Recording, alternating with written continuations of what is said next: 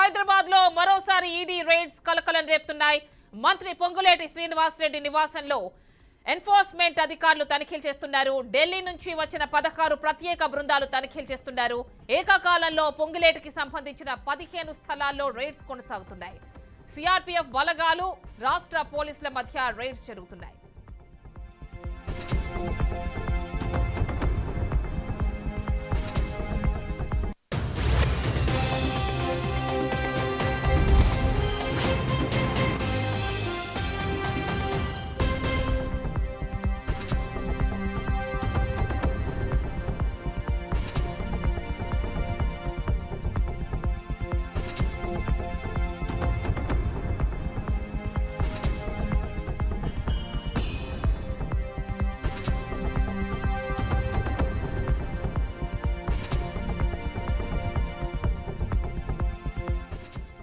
హైదరాబాద్ లో మరోసారి ED rides కలకలం రేపుతున్నాయి. మంత్రి పొంగులేటి శ్రీనివాసరెడ్డి నివాసంలో ఎన్ఫోర్స్మెంట్ అధికారులు తనిఖీలు చేస్తున్నారు.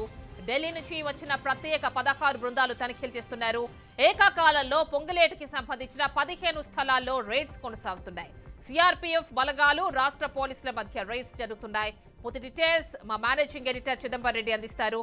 చిదంబర్ రెడ్డి, చెప్పండి, ఏకకాలంలో 15 చోట్ల కేంద్రం నుంచి వచ్చినటువంటి 16 టీమ్స్ పొంగులేటిపై రైడ్స్ చేస్తున్నట్టు తెలుస్తోంది. ఆయనకు సంబంధించిన స్థలాలు, ఇళ్లు, కార్యాలయాల్లో. సో డీటెయిల్స్ ఇవ్వండి. ఎప్పటి నుంచి రైడ్స్ జరుగుతున్నాయి, ఎలాంటి ఇన్ఫర్మేషన్ వచ్చింది బయటకి? పొంగులేటి శ్రీనివాసరెడ్డిలో తెల్లవారుజాము నుంచే ఈడీ రైడ్ జరుగుతున్నట్టు మనకు సమాచారం అనేది. అందులో ముఖ్యంగా చూస్తే ఇతను అంటే 2 రకాల, ఒకటి రాజకీయ నాయకుడుగానే కాకుండా తనకి రియల్ ఎస్టేట్ అలాగే కాంట్రాక్టులకు సంబంధించిన కొన్ని కంపెనీస్ లో తను డైరెక్ట్ గా ఇన్వాల్వ్ అవడంతో ఈడీ రైడ్ జరుగుతున్నట్టుగా అనుమానం వ్యక్తం చేస్తున్నారు.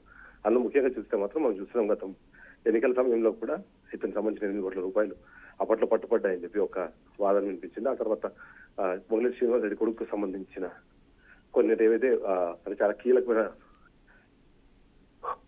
తనకు సంబంధించిన కొన్ని కాస్ట్లీ వాచెస్ కూడా అతను అప్పట్లో ఇంపోర్ట్ చేశారు. దానికి సంబంధించిన ఇంపోర్ట్ డ్యూటీ కట్టలేదు అనే ఒక ఆరోపణ కూడా అప్పట్లో వినిపించింది. ఇవన్నీ నేపథ్యం. అంతేకాకుండా కొత్తగా ఏదైనా ఇన్ఫర్మేషన్ అందిందా, లేకపోతే ఈ రైట్స్ చేయడానికి ఇంకేదైనా వేరే టిప్ అందిందా అన్న ఒక అనుమానం కూడా వైపు వినిపిస్తుంటే, ఒక్కసారిగా 15 చోట్ల దాదాపుగా 16 బృందాలు ఈడీ రైడ్స్ చేయడం అనేది అయితే ఖచ్చితంగా తెలంగాణ రాష్ట్రంలో కలకలం సృష్టిస్తుందని చెప్పొచ్చు. ఎందుకంటే తను పూర్తి స్థాయిలో పొలిటీషియన్ గానే ఉంటున్నారు. తనకి రాజకీయంగా అంటే ఇప్పుడు ఒక మంత్రి పదవిలో ఉన్నారు. ఇక్కడ అధికారంలో ఉన్న పార్టీలో కూడా తను కీలకమైన నాయకుడుగా ఉన్నారు. ఇది కాకుండా మనం చూస్తున్న ప్రతి సందర్భంలోనూ తనకు సంబంధించిన కాంట్రాక్టులు, అంటే ఏ ప్రభుత్వం అధికారంలో ఉన్నా సరే తనకు సంబంధించిన కంపెనీల కాంట్రాక్టులు దక్కుతాయి అన్న ఒక మాట ఎప్పుడు వినిపిస్తుంటుంది. అందరితోనూ తన ఫ్రెండ్లీగా నడుస్తుంటారు. అంతేకాకుండా తన కుటుంబం కానివ్వండి, అంటే తన కుటుంబంలోని చాలా మంది రియల్ ఎస్టేట్ లో కూడా డైరెక్ట్ ఇన్వాల్వ్ అయ్యి ఉన్నారు.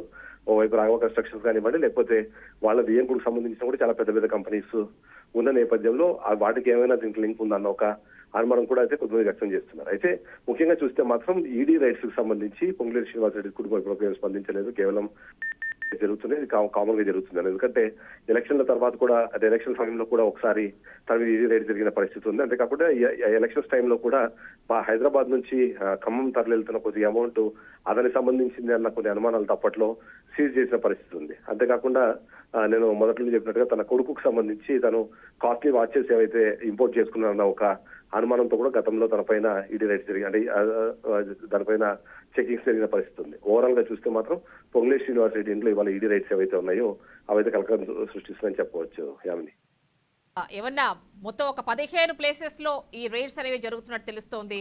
ఏమన్నా బయటకు వచ్చాయా ఏమన్నా, అంటే ఇంపార్టెంట్ గా ఏమన్నా?